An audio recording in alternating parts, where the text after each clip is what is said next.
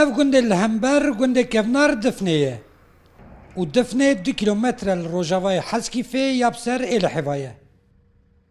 Ev gunda bi dîroka xwe ya 10,000 salî di navbera çiyayê Mawa û çiyayê Raman da cih digire û ev gund zêdetirî 10,000 salin ku mezintayî ji dîrokeke qedîm re dike.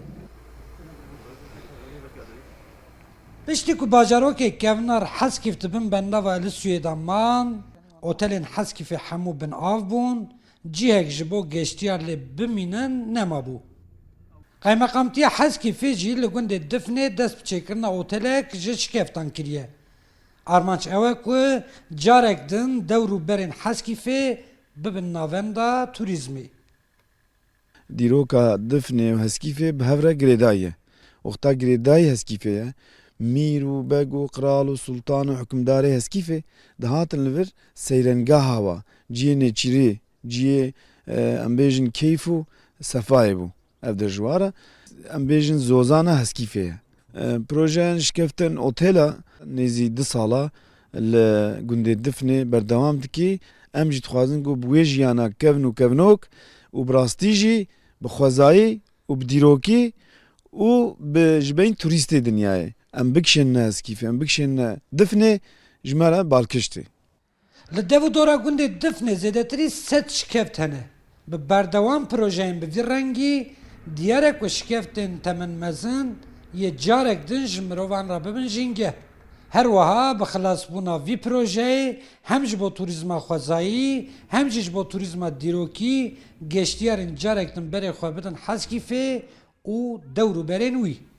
ما اف شكفتي ما حمود تيرا كندي ما ضعف خشا برا تريسي دا بيت برا ملط بي برا هركس بي شخو حسنگه تشنا باری yani شخات شيء أو تورستيك شيء باقو باشا شخات شيء مراقبة وإنسان أقوى Bu bir şغلي belki gençmeyin نمطية ده بشغلن فايدة بدي كنت افغان جي بك خارج تمام جي غريبين هر اكي جي كات نفر تاريخ هاي نكى برك شكفت برن و هيك ليب قري برن يعني تقول لك سحب بري كفنا Heta niha 10 şikeft weke otel hatine çêkirin û raxistina wan tên kirin.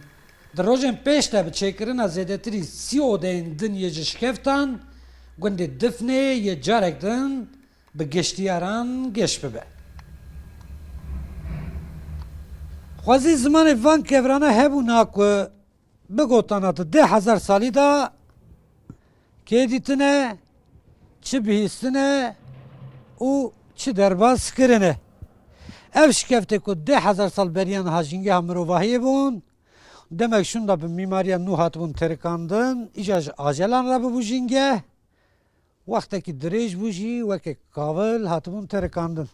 Bi vî projeye hanê jî carek dinê li gundê Difnê ewan şikeftên kevna re ji mirovahiya re dibin jîngeh.